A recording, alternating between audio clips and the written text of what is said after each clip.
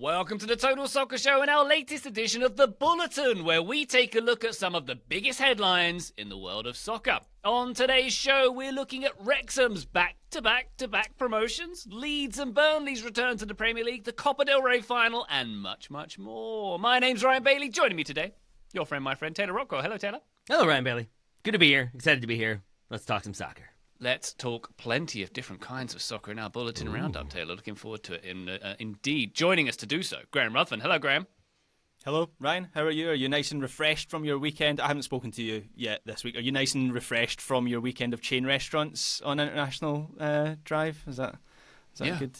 I'm amazed at how big a deal it is in the Total Soccer Show-averse that I spent a few days in Florida. I mean, I know it's your spiritual home, Graham.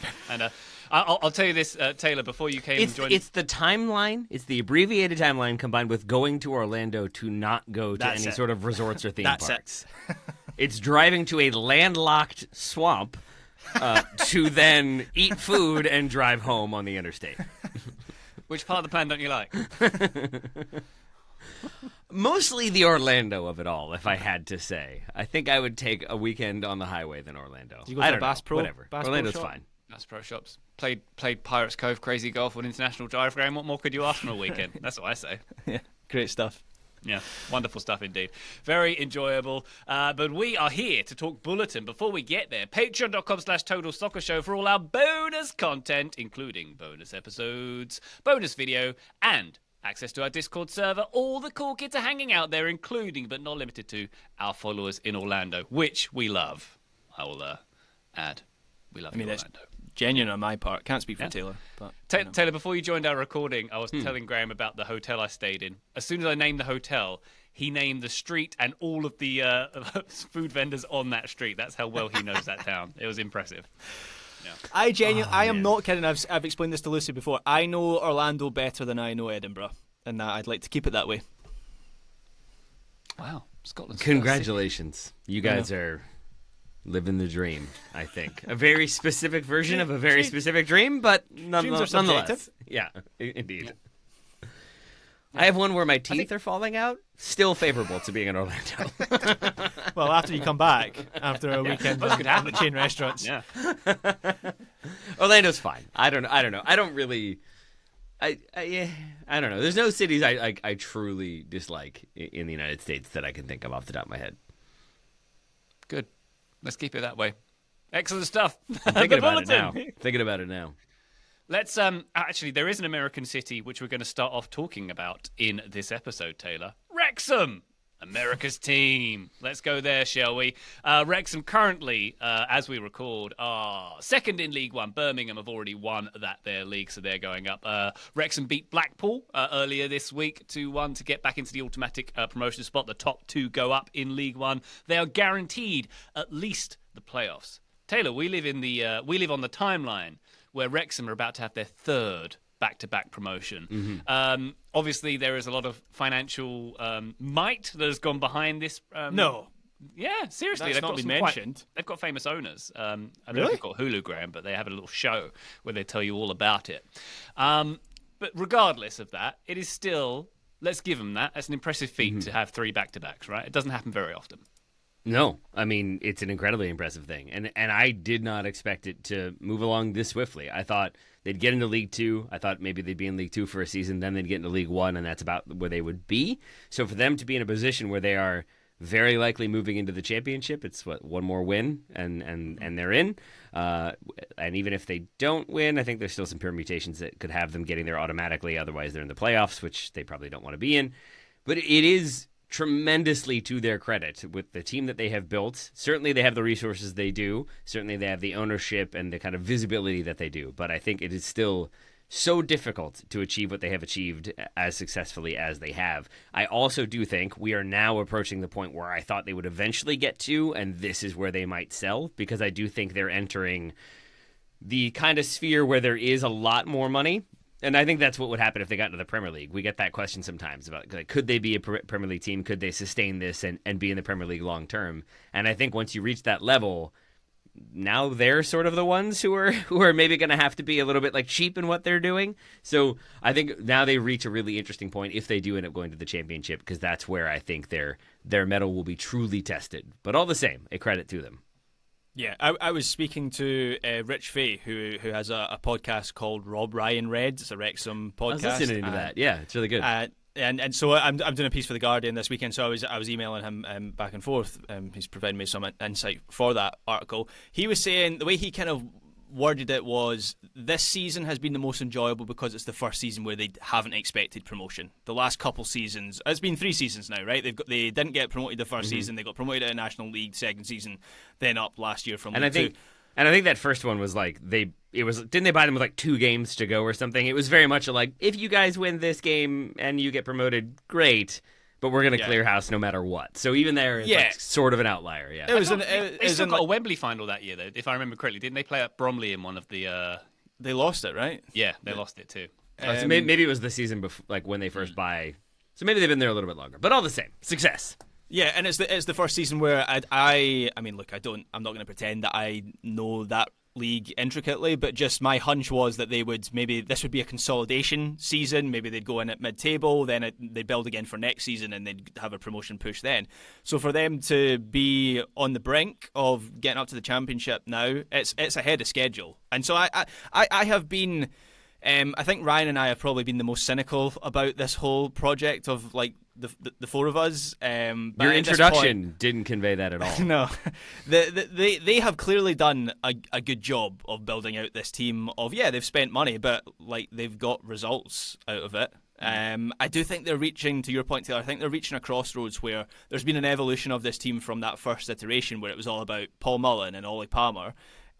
Those 2 players have barely played this season. I think Paul Mullen's maybe had an injury, but they've brought in players like Stephen Fletcher and Jay Rodriguez and James McLean, experienced professionals who have a background at a higher level, but have also done it in the lower leagues, in the Championship or in League One. So I think the danger is that you maybe bring in bigger names and you get someone who maybe doesn't want to do the hard yards. I think they've been quite smart with getting the personalities in who, are bigger names and have that quality and have played at a higher level, but still have that mindset to grind. And they're willing to get a little bit grubby in the lower leagues, and they found a good selection of those players.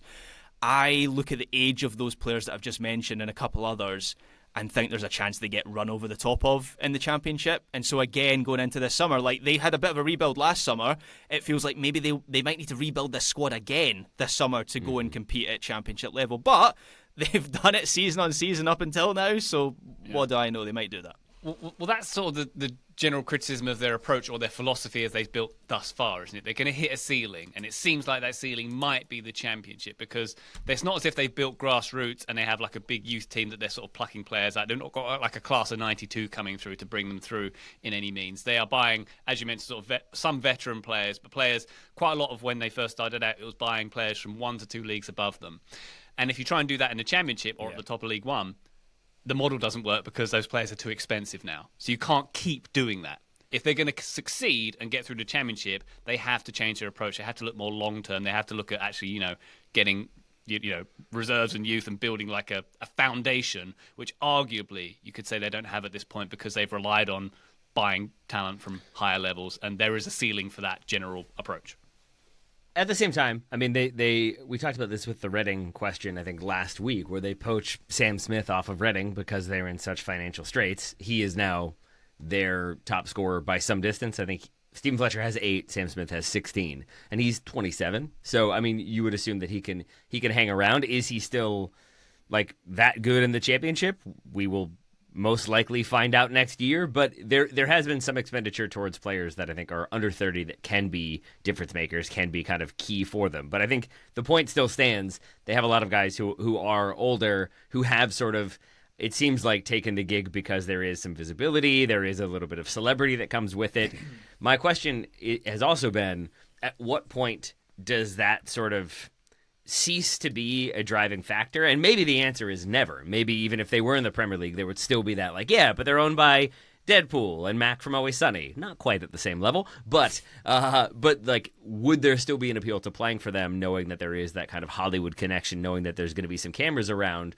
Or do you eventually reach a point where it's like, yeah, we're all famous. We all play in the Premier League. Is that the championship as well? Yeah, we're all established stars. A lot of us have, played in the top flight or played for our national teams. Like, when does that cachet start to have less pull? And at that point, do you have the kind of resources in place to compete? And I think that's what they will soon find out, is are they able to bring in names that they maybe shouldn't be able to bring in, but because it's Wrexham and those connections they can, or have they almost like gone too far too quickly, and now do they have to figure out how to do that while being in a league where it's going to be incredibly competitive? I also have questions about the narrative arc of the documentary, which has to be mentioned. Like, that's the reason Wrexham are able to play at Snapdragon Stadium pre-season games in San Diego in the summer, is because of the documentary, which is hugely popular. And I've mentioned this before, like, they have, not lucky because obviously they earned it, but in a sense they've got lucky with the way that promotions have worked, where like the first season they don't get promotion, that kind of keeps people on the hook for the second season. At what point do people get bored with a story that's essentially a team winning every week? Like, is that interesting? Like, I find the most interesting and compelling sports documentaries are teams that have strife and teams that have conflict, and they do it in a way that's interesting, right? Welcome to Wrexham. It's not just it's not like the what's the Amazon one called again? They've done it with Tottenham and City. I can't remember, Against the Odds or something. Anyway, which was very much not an apt title for Man City. The odds are very much in their favour. I know they do it in a different way, where it's like the community and so on. All or Nothing? All or Nothing, yeah. That's what it's called. So it's a different kind of documentary to that show. But I do have questions of, like, what's the lifespan of this whole project? And it is linked to what they're doing with the documentary. I mean, I hear you, Graham. I think for me, and maybe I am not the target audience, but that success is a reason that I would watch that documentary more than I would. Like, I watched the first season and I was like, yeah, okay, I get what we're doing here. It's interesting, and if you're like vibing with the owners and vibing with what they're doing, then you're vibing with the show. But I definitely was cynical about the project. I was cynical about maybe why they were doing it, but also about how far it could go. And so that they have continued to succeed has proven me wrong and has proven me incorrect in some of that skepticism. And so I think from that standpoint, I now want to watch to be like, okay, like, not maybe it is easier than I thought, but more so like they're clearly doing things well and doing things right and making tough decisions that are paying dividends. So I want to watch them and see what they're doing and see how they're doing it and see what kind of atmosphere they're creating. And so I think in that way you can have a team that's really successful. I think if they were, I can't remember if they're going to keep it going in the championship, but if they are, they would be very smart to have at least like the first 10 minutes of the first episode be people who just got destroyed in the championship talking about how hard it is and how impossible it is. I think you've got to kind of set the stage for what they're going to be up against, because otherwise it is like, yeah, we've been here before and you guys succeeded. You really have to drive home that it's a different level at this point. I think that's what the series needs next season. I know this is not, they would rather just go up as a football team, but like in terms of the documentary, that's more interesting to me. I think of like Sunderland Till I Die is probably my favourite sports documentary, and they were very, it's just very a bad. Well-run machine right there, Sunderland. Well, that's why it was entertaining to watch. I don't think Wrexham will ever be in that situation. Ryan, can I ask you about Phil Parkinson? Are you surprised that he's been able to kind of put this team together? Because I remember when we spoke about this like a couple seasons ago, and you were like kind of critical of him, or you weren't as big as fan. Is that fair to say? I think it's fair to say. I think I'm impressed that they've stuck with him. Obviously, they have, because they've got results of 3 back-to-back promotions. I'm also kind of impressed that the squad, obviously, they've augmented it through these seasons, but like the core is kind of similar to how it was like arguably 2 seasons ago as well. So that is impressive in itself as well. And you could argue, like, I don't know, when Luton went up to the Premier League, they had a core of players who were with them 2 to 3 divisions below as well. So it's a similar kind of pattern there. But yeah, I think I'm a little bit surprised. I don't know when that breaks at that point, when the decision needs to be made there, where maybe it is when they feel like they hit the ceiling in the championship. I think one other aspect as well is something I haven't probably studied as closely as I should, but the financials of what Wrexham have been doing. And I don't know how much, there's only so much gin that can sponsor them before they can keep spending to stay within the rules of the EFL and maybe eventually even the Premier League, because they are vastly outspending their revenues, they have done, to get this far. So that's another part of the model that needs to change. Yeah, and they're doing, I know infrastructure is not counted in like PSR equations, but just in terms of like having enough money to do everything, I think they're taking on quite a large stadium redevelopment project as well, of the Kop stand behind one of the goals, which I think has is currently like a temporary stand, but the idea is to spend like millions, tens of millions on that stand behind the goal. So that's a we've seen it in the past when a stadium takes on when a club takes on a stadium project, how that impacts the soccer side of things. So maybe that could be a factor for Wrexham as well. But for now, yeah, very impressed with what they're doing. I think it's been Parkinson ball, right, from this team. Like, they don't score the most goals in this division. I think there's like not at all. Yeah, like there's like a good number of teams that have scored more goals than them this season, but their defensive record is very good, and that's the Phil Parkinson thing, Ryan, isn't it? Like, solid at the back and pragmatic. So maybe that is something that will serve them well in the Championship, where they have that strong foundation. They've scored the fewest of any team in the top 8, and the second fewest of any team in the top 12, it looks like. So when Mourinho comes in, it's going to be a pretty smooth transition. Oh, man. I mean, that shout is not that far-fetched. It is shocking how good of a shout that is, Ryan. Yeah. Yeah. I mean, would he take second division? That's the only thing that would stop it. And, like, that is where you do have the name cachet, the celebrity aspect of it, where it's sort of like, he's not taking a second division team. He's taking Deadpool's team, you know, that could be a selling point, and that would make them very good. Millions of people around the world are going to watch me on this documentary on Hulu. Yeah, man. They're gonna get promotion to the Premier League with Phil Parkinson, and then they're gonna Daniel Farke him and get Mourinho in for the top division. More on that later. I can't believe how good of a shout that is, Ryan. If I could. Someone should put money on that. There you go. I bet he'd even live in the Lowry Hotel in Manchester, where he lived the entire Man United reign. I mean, what's that, about 40 miles or so? He'd do that. Your room, sir. Nothing's touched since then. Still his plate for the buffet, his exercise plate. There's just still stuff scrawled on the wall. Pogba! Dele Ali is here? I left him here the whole time? Oh, that's on me. That's on me, guys. Sorry about that. Why is the Luke Shaw cage still here? And why is it open? Weird. Anyway. All right.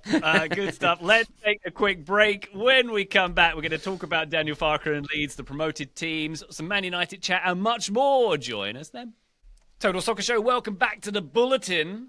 We were talking about Wrexham's climb for promotion. Let's talk about some more promoted teams as well. Leeds and Burnley are both up back in the Premier League. Scott Parker at Burnley is third time promoting a team to the Premier League. He's rather good at that, less good at maybe staying in the Premier League or doing things in Belgium as well.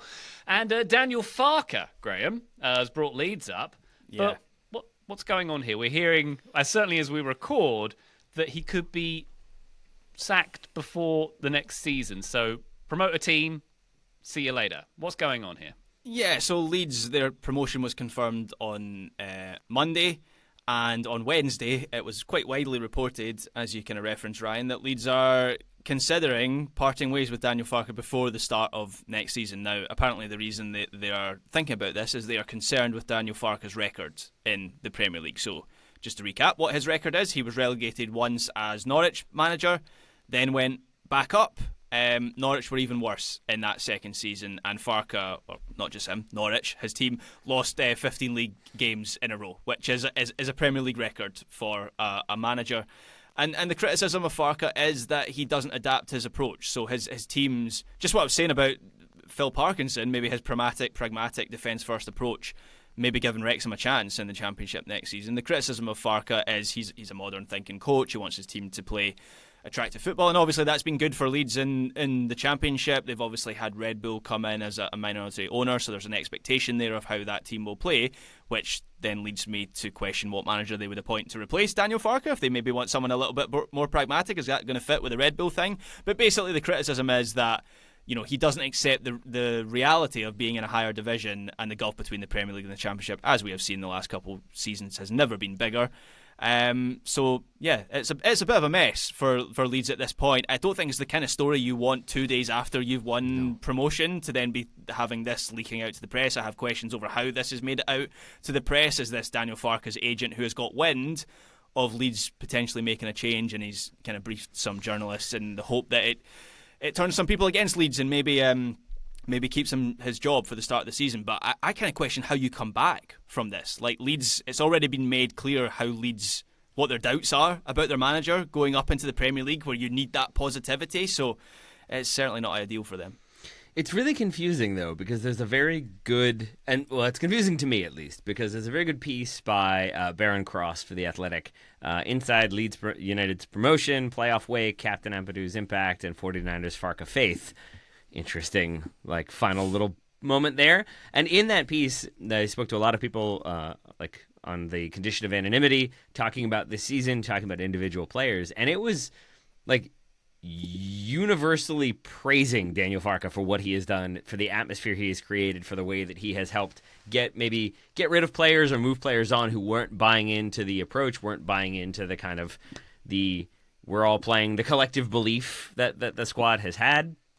And he is consistently praised for being a very calm, level-headed, but in-charge manager that has facilitated very positive vibes when they failed to get promoted last year. He keeps the team party scheduled, and then it becomes more about motivating the team at that party that, we've got to do this again, come back for the preseason ready to go.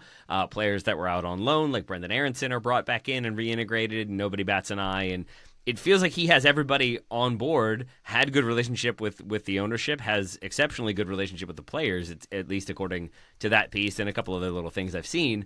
So it felt very harmonious. It almost made me wonder if this was hey, we're not getting enough attention for our promotion. Let's leak that we're going to sack the manager so that everybody finds out that we've been promoted. Because otherwise it doesn't make a ton of sense, because his style has been, it seems like, more pragmatic. It's been about more hard running, more intensity, more effort, making sure that everybody buys into the idea that we all have to be playing for the badge and not for ourselves. That feels like a philosophy that could keep you up in the Premier League and could keep you sort of fighting for places that you might not otherwise be able to fight for if you were playing open, expansive, possession-based soccer. And they can do some of that, but it doesn't feel like he is married to a possession-oriented attacking style that saw Fulham immediately relegated or Burnley immediately relegated. So perhaps I have that wrong, but I remain very confused by this whole story at this point. I think it only makes sense if Leeds have an absolute slam dunk of an appointment lined up. And that has happened in the past. Like Bournemouth got some criticism for canning Gary O'Neill when he had a decent season. True. They bring in Andoni Areola. They knew he was the guy. But remember, Areola has that terrible start to his career at Bournemouth where they lost a bunch of games to start the season. They stuck by him. They knew it would come good, and it has. Southampton, I mean, this is a lot longer ago, but did something similar with Nigel Adkins and replacing him with Mauricio Pochettino. So the only way this makes sense is if Leeds have, I was looking at the available coaches list and transfer market there. I don't even know if this works stylistically, but just looking at big names, if they have Thiago Motta lined up or Marco Rosa, that with the Red Bull link potentially. Are those slam dunks though? Both of those are they're exciting, but that feels more like we're 6 weeks in, this is going terribly. For Leeds. Yeah, but neither did great in their respective last jobs, right? I think I definitely have a higher opinion of Thiago Motta than most. I think he'll go somewhere else and be really successful. But Motta and Marco Rosa for Leeds would be pretty eye-catching appointments. What about the current manager of the Uruguay national team? Bring him back and his bucket. Guy who likes the bucket. That guy.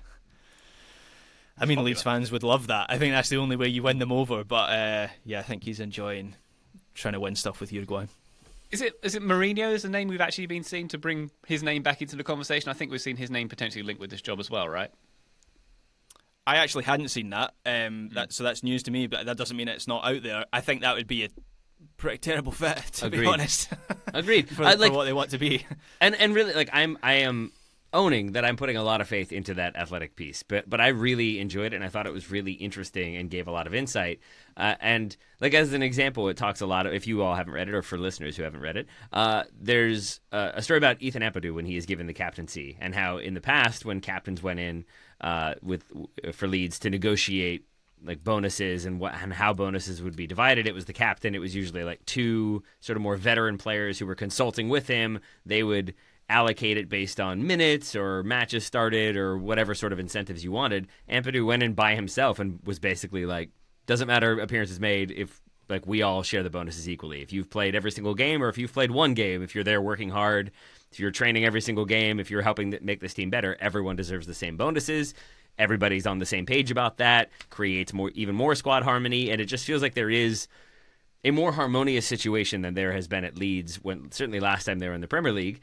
And I don't feel like Mourinho is known for creating harmony. He's known for creating like backs against the wall, us against them, which could work. But that again is where I'm sort of confused as to why bringing in a new manager like is theoretically going to make you better versus why not stick with the guy who stuck with you when other managers might have walked away when things were kind of chaotic and has gotten everybody sort of on board. It feels like it would be unnecessarily disruptive, but to Graham's point, maybe they do have a slam dunk appointment. Maybe it is Thiago Motta coming in to make them theoretically better, but also still get sacked by Juve. Who knows?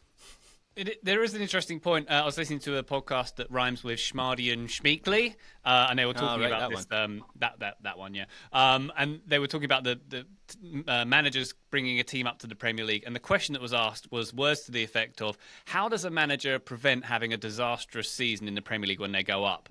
And the immediate response was, "They resign." It's a really, really tricky thing to do to make that big step. So if you frame it like that and you look at the context of managers who've come up and not done very well in the Premier League ecosystem, then what Leeds are planning to do here doesn't look insane, right?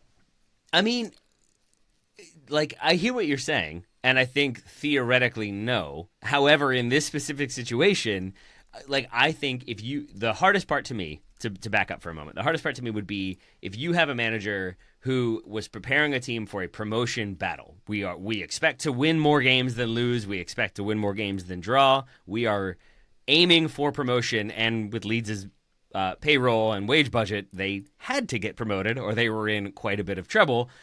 I can see how it would be really tricky to go from we need to be one of the top teams, we fully expect to be one of the top teams, from that to we're going to be scratching and clawing for every single inch and we are hoping to stay alive.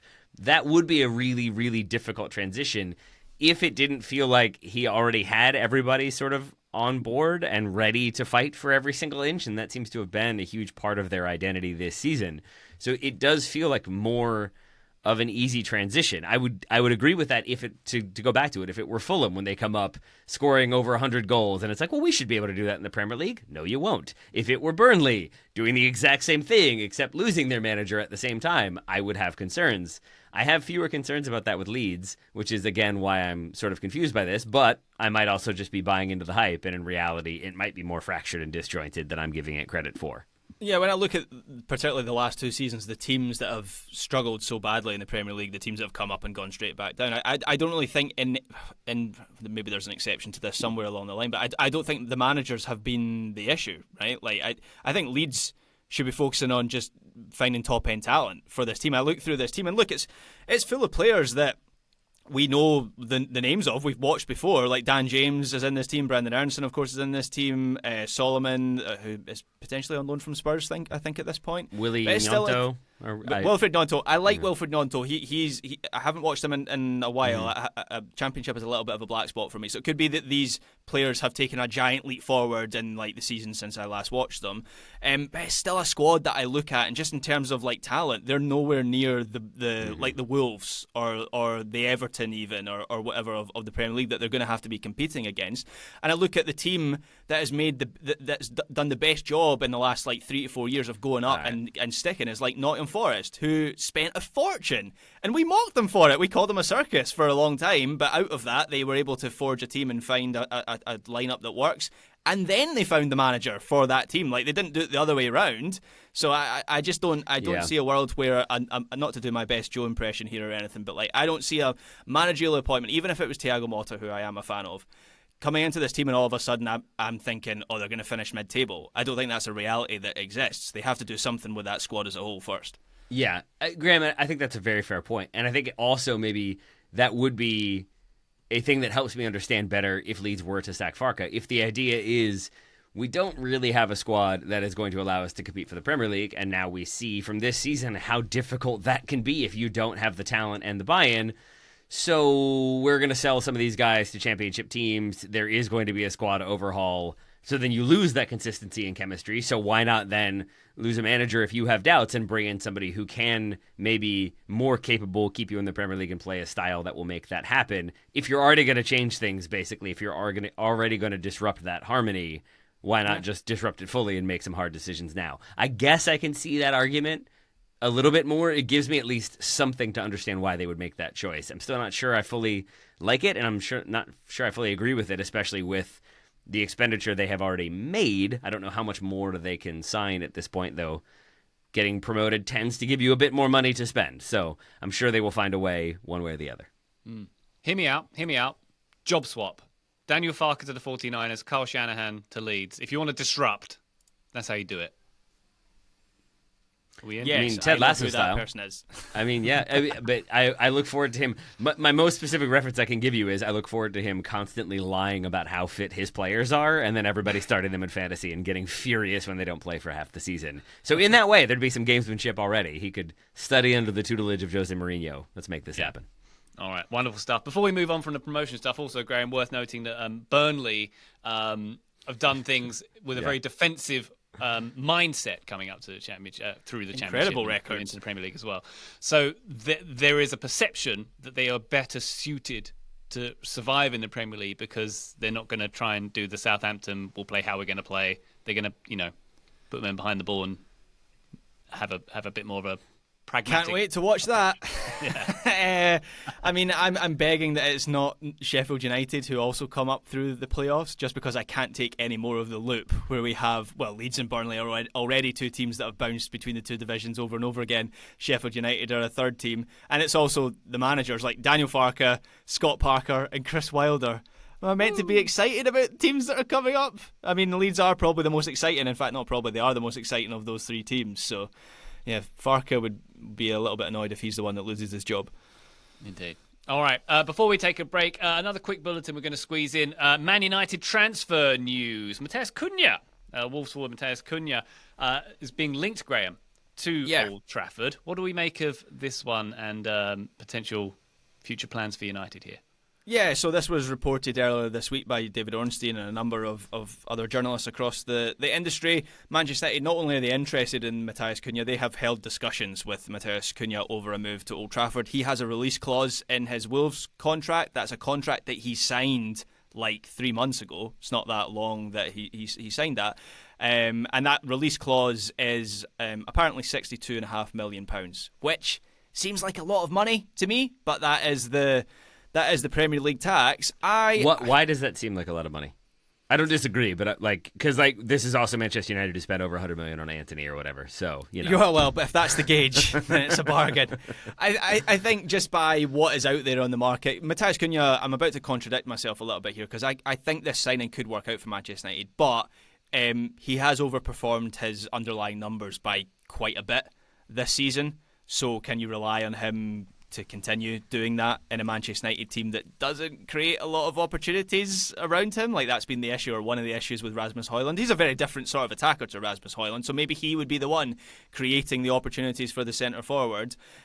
He also seems like quite an unpredictable character. He gave an interview a couple of weeks ago when Wolves were still fighting relegation, by the way. They weren't mathematically safe, where he basically said he wanted to leave. He's had the suspensions this season, so that would maybe be something that would be on my radar if I was Manchester United. The flip side of that is Man United could probably do with some unpredictability. Like, they are such a lethargic team that I think a bit of life, a bit of electricity, and that is something that Cunha definitely has, might actually help this team. And the idea apparently is that he would be a number 10. And I quite like that because that's where he's been so good for Wolves this season. And if you look at their setup, he's been in behind Strand Larsen and as the left-sided of the two number 10s that Wolves play. That's how Manchester United set up in the attack. That's how Amarin wants this team to set up in the attack. And Bruno Fernandes, who's the other player you'd want to fit into that lineup, he likes to play as the right-sided of the two number 10s. So you're playing two players in a position that works well for them. I think the idea would be that Man United would then add a number 9. I read a report a couple of weeks ago that they saw kind of two options. One of them was Victor Osimhen. They would expect he would cost a lot of money. That would then impact their ability to go out and get another attacker. The other option was Matheus Cunha and I keep wanting to say Liam Delap, who has a release clause of £40 million now that Ipswich's relegation has been confirmed. And so they would get the two of them. I quite like that. Like, Liam Delap is a number 9, Matheus Cunha with Bruno Fernandes. That is an upgrade on what Manchester United have right now. Is it a title-winning team? No, but that's not the gauge for Manchester United. They just need to get better players. They just need to put one foot in front of the other, and I think these signings, they'd have a good chance of doing that. What do you think, Taylor? Is this giving you the fizz, this idea of these transfers? I will be honest and say Liam Delap does not. And this is the thing Graham and I were talking about yesterday. Maybe he should. He's been good for Ipswich, but I think there is is that we're going to sign another sort of like questionably at that level forward to come in and make this team better? Don't we already have a couple of those? So it makes sense, and I would definitely be more excited about Victor Osimhen. He's scored 21 goals in 23 games. That's not bad, albeit in the Turkish Super League. But, if it's good enough to get Jose Mourinho to Leeds, maybe it's good enough to get Victor Osimhen to Manchester United. We see what happens from there. The Mateus Cunha, I think a lot of it has to do with how little Wolves I have watched outside of highlights in a few sort of games that we've talked about on this show. But I think a thing that Graham said is why it makes me more excited. It's that basically he's playing in a very similar system, in a very similar position to what he would be most likely doing at Manchester United. There is a Portuguese connection there, so there's maybe like a language familiarity between him and the manager that is probably not that important, but is worth noting. And so I think if you have him and Bruno Fernandes in that same sort of attacking pairing with maybe more attacking options ahead of them, it theoretically makes them better, and I'm not sure what can make them theoretically worse at this point. Do you know what I like about those two signings? If it is Delap that they end up going for and getting, obviously they haven't signed him or Cunha yet, but if those are the two players that they end up getting, I like that both of those players have like a high-level education as players. Yeah. So Mateus Cunha came through RB Leipzig. He then goes to Atletico Madrid. It's a little bit early in his career for him. It doesn't quite work out. He's then gone to Wolves. And Liam Delap comes from obviously Manchester City, goes to Ipswich Town. So they have that, like, you would count on them having the technical ability to handle elite level football, which is where Manchester United want to get to.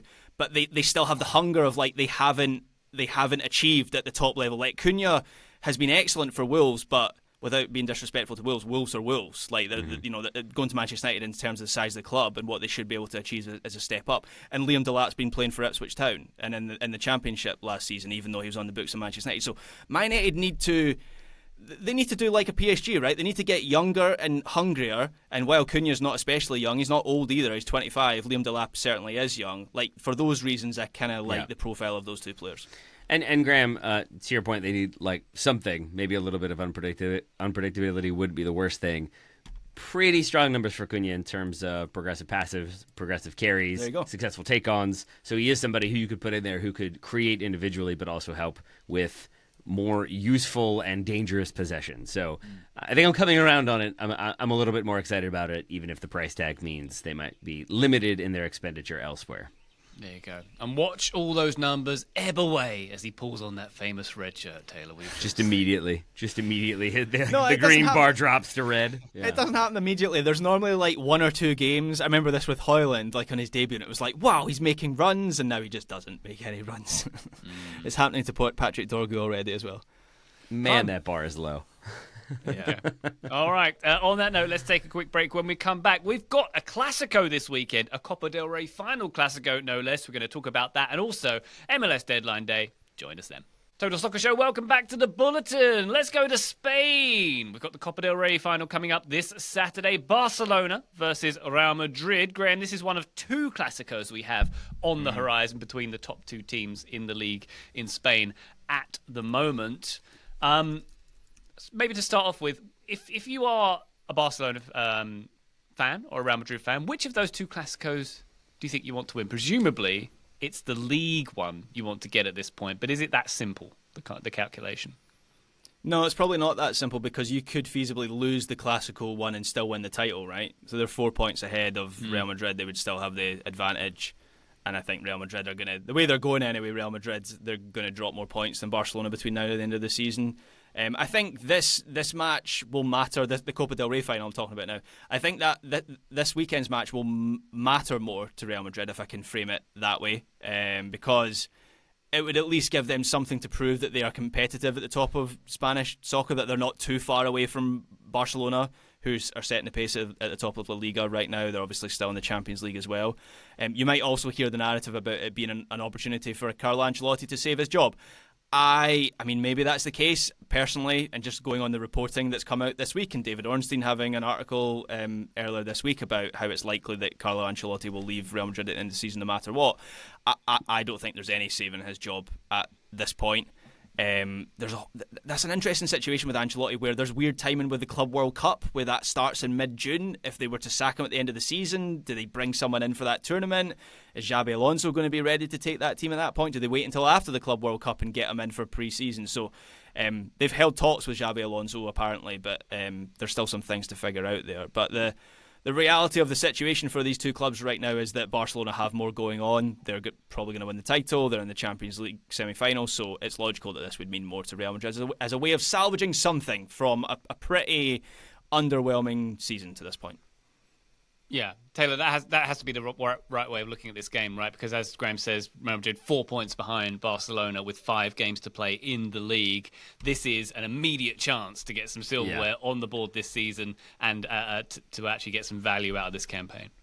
Which also presents danger as well then for Real Madrid, because if they are like sort of all up for this one, throwing everything at this one because they need silverware, and Barcelona are like, oh yeah, that game? Yeah, I guess we'll try. And then Barcelona win. It does sort of go the other way and show how big the gap is at present. So I do think it is more important for Real Madrid to get that win, to get some silverware, and to be able to be like, yeah, you won the league, but you only had to play us twice. You picked up points against other teams, whatever. You can go far in the Champions League, but when it came down to us playing you, we beat you for silverware. I think that is always going to help lift spirits a little bit, even if Barcelona theoretically doing a double is going to dampen things quite a bit at Madrid. It almost feels like a tone setter for next season. Yeah. No matter what next season looks like, whether it's Ancelotti, which as I say seems unlikely at this point, whether it's Xabi Alonso, which feels more likely at this point, whatever next season looks like for Real Madrid, this is a way for them to say, yeah, we've had a bad season, but look, we're not far away.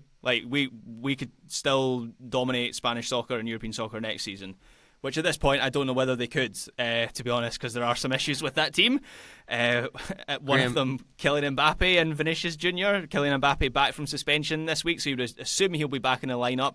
It seems wild to say this, but I genuinely don't know whether that is a boost for Real Madrid, looking at the way they played against Athletic Club last weekend and they won midweek as well. So yeah, weird situation for Real Madrid right now. Weird situation for Xabi Alonso, who, if he were to take over, Graham, he wants Madrid to lose this game, right? You want to take over as Real Madrid manager with them having won nothing the season before. So you can be like, hey, see how many things went wrong last year? You've got to listen to me. I'm going to do what I want. And even if we only win one thing next year, still an improvement. Yeah, he's watching this game going 5-0 Barca, 5-0 Barca, 5-0 Barca. So he wants as low a bar as possible. Could he come in for the Club World Cup? Is that when would the contract run? It'd be July 1st. I don't know. So wouldn't it be too late? The Club World Cup is such a well-run and valuable organization. Purposeful competition that we're all looking forward to. It's never happened before. We've never really had a meaningful tournament at this time of the season before. So I think maybe we still don't. I mean, we're going to have we're going to have a second transfer window, right? You read about that. We're going to have a transfer window before the Club World Cup, and then it's going to close, and then it's going to open again after the Club World Cup. There's all kinds of weird stuff going on. I don't know when Xabi Alonso's contract ends. It probably ends at the end of June, which is during the Club World Cup. So Real Madrid would have to, I presume, pay to get him out of a month of his contract.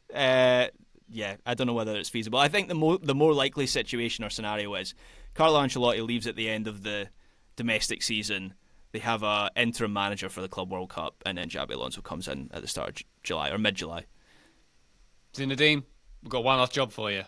Get on the plane. One last job. What is he even doing at this point? That guy just casually won 4 Champions League titles and then was like, I'll just sit out 4 seasons. Whatever he's doing, I imagine he's scowling because that's what he does. Very good. Does it well. All right, do we dare give predictions for how this game might go? Obviously, the Clasico is probably one of the hardest games traditionally to predict anyway, but do we feel like this is going to be a goal fest? Or what do we think, Graham? Yeah, it's never quite as comprehensive as you think it's going to be, right? So I'll say 2-1 Barca. I don't see a world where Real Madrid win this game, but they'll be competitive because that's just the way these things tend to go. 2-1 Barca extra time. Oh, very nice. Well, we'll look out for that one. I believe that's 4 Eastern on Saturday. The game's happening at the stadium in Seville that isn't Sevilla's stadium. It's the Cartuja. That's right.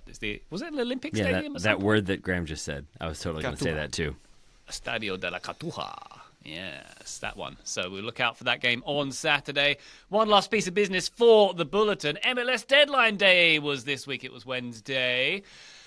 What do we think? Any good deals that we saw come out of this one? Lots of, TAM and stuff, Graham? I think lots of TAM and GAM. Yeah.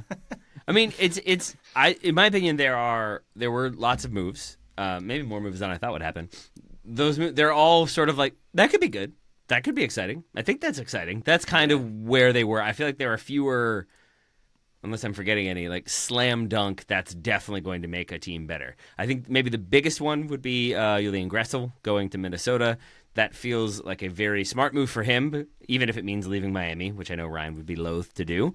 But if it were Orlando, he definitely wouldn't be leaving. But you get him out of a situation in which he wasn't playing. I think it works well for Miami. They clear some space on the cap. And then Gressel goes to a Minnesota team that are playing a style and a formation that I think suits him, where he could be a wingback, he could be a central midfielder. They have kind of options there. I don't know if he is an every single game starter, if he is an immediate locked-in starter, but I think he gives them options. He's going to get more minutes, and it's a positive situation in Minnesota. So I think that's a pretty good move for him. Inter Miami also moving on Robert Taylor to Austin. Robert Taylor, who I always assume is an American player or a potential U.S. international, forgetting that he is Finnish. Yeah, Finnish. There you go. I almost forget it Finnish. just then. He's only 30. Hey, bravo. He goes to Austin. That feels like another sort of like, could be good, could be exciting. I don't know if he is a slam dunk, but it frees up even more cap space for Inter Miami. So you wonder then what they are up to, what they are working on. And I think he has been good for Inter Miami. He has been a goal scorer. He has been a good, not quite depth option, because I would put him at a higher rank than that. That feels like one that they might end up ruining a little bit if things don't go well this season, if they get some injuries. But it puts him in a situation where he's likely to get more minutes more consistently. So there's that. And then the other one I wanted to mention was RSL's business, because I think it ends up being a little bit frustrating for them. Or the business that didn't happen. That's the one. Because we talked about this on the Tuesday show. Robert Bojanek, the Slovakian, I believe, international from Boavista, felt like a done deal. There had been a verbal agreement, I want to say weeks ago, and then I think he was even had done a medical. It felt like it was all going to happen. He was at the training facility on Wednesday from Portugal. That's not it's bad enough when it's in England, Peter Odemwingie driving to Loftus Road or whatever. Yeah, that man flew from Portugal to Utah for a transfer that didn't happen, and then he has to go back. Did he get to drive on the famous grid layout road that they had? I mean, that was the number one reason he wanted to go, from my understanding. But it sounds like basically everything was agreed. He flies over, and then Boavista changed the terms last minute, and I think that's a way to negotiate, certainly, though in this case it doesn't work out, because it feels like basically they're like, well, now it's all done and dusted. We want more money. Otherwise, what are you going to send him home? And I guess RSL said, yeah. So that's exactly how that played out. RSL instead bringing in Willie Agata from Sporting KC. He's a 25-year-old goal scorer who could be a difference maker for RSL. Again, it's sort of like, yeah, I think so. $500,000 in GAM plus $350,000 in add-ons. And I think there are some performance incentives if he re-signs with RSL, because I think he's in the last year of his deal. From the Sporting perspective, from what I read from Sporting KC supporters and talking to a few of my friends who are Sporting KC supporters, it feels like he is a good goal scorer who is also not quite a great goal scorer. He is going to get goals, but also I think is not exactly efficient in those goals that he does score in the chances he takes. So could be a difference maker for RSL, could set them up to score a bunch of goals, but I think leaves them in a position where they still have an open DP slot, have some money to play with in the summer, and I think if he doesn't land Agata, if he isn't scoring goals, then they will probably reinforce considerably in that secondary window. And that, Taylor, is why I think that signing is actually probably quite a decent one, where they keep their powder dry. They didn't panic, they didn't go out and think we need to get a DP in no matter what, and then get a player in who doesn't fit the system. They get an Agada who's got decent MLS pedigree. He'll potentially get into double figures for the season, or close to that mark, given that we're in April, I guess. And then they can maybe make a signing in the summer. But yeah, that was just a complete mess yesterday with RSL. Nothing, it seems, based on the reporting, nothing to do with them. All on Boavista, who are a mess as a club. Still haven't paid, it's FC Dallas, right, that they signed Reggie Cannon from. Tom Bogart was reporting that yesterday. And when I say they haven't paid, it's not like they've missed an instalment. They haven't paid a penny for Reggie Cannon, a transfer that happened years and years and years ago. And they are close to being relegated from the Portuguese top flight. They are owned, I didn't know this before we started recording, they are owned by the same owner who owns Bordeaux in France, who are playing in the 4th division of French football after suffering financial oblivion. So maybe that guy shouldn't be allowed to own football clubs. Maybe just a thought there. I would say that's fair. That's fair. I think Cincinnati's ownership deserved to own their team, and they had an interesting final 24 hours. Do you all know what I am referring to? Big time. That's the one. They tried to make a move for Thomas Muller, tried to make some things happen, and would have been very interesting because I think they are one of the teams that's on the sort of 2 DP strategies of having the 2 designated players to then have U22 players.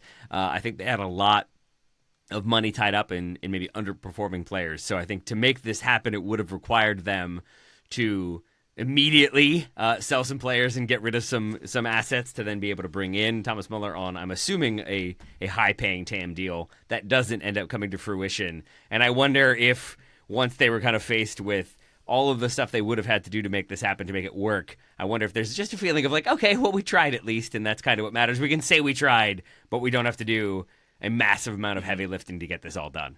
It's a underappreciated or unknown wrinkle of the TAM rule. They actually changed this recently where you have to use that money to sign a player called TAM. So there between I can't think of any other players called TAM. Tam McManus, well-known Scottish Tam Scobie, Falkirk defender. Tammy Wynette. Yeah. I think you're taking a lot of liberties with how you're pronouncing Tom in that one, I gotta say. Tam, Big Tam. That's what we call him in Scotland. Is that your American accent, or is that how would you actually say the word? No, I'm saying Tam, Tam, like people who are called Thomas. Yeah, but how would you actually say it, Graham? I'm just gonna keep it going. Tam? Am I meant to be doing an American accent now or what? I just want to keep insisting that you're saying it differently than you would actually say it, as you get increasingly annoyed. I didn't know if it was a nickname like his middle name began with A and it was a TAM thing. That's what I was wondering was happening. But I don't know if that's the case. Ooh, well, now we've reached the point in the episode in which I Google Thomas Muller to find out what his middle name is. Do we think he has one? Is he going to be that contrarian? I can think of a Germanic middle name that begins with A that I hope it's not. But I also hope it's not. Yeah. Anyway, that's probably where we should jump off on this episode of The Bulletin. Thank you very much, listener, for joining us on this one. Patreon.com/Total Soccer Show. No middle name. Suspicious. Of course he's contrarian like that. Wow, of course. Maybe that's what someone who had that other middle name would say. Yeah. Oh boy, it's been expunged. Anyway, let's leave that conversation right here before the fire truck of lawyers arrive. Taylor Rockwell, thank you very much indeed for your bulletining today. Thank you very much, my friend. There were other moves I probably could have mentioned, should have mentioned, like Frankie Amaya back to LAFC, but who has the time other than just to say that I'm excited for that one because I like Frankie Amaya. Joe has the time next Tuesday. I look forward to getting angry texts from him for not listing every single deal that happened.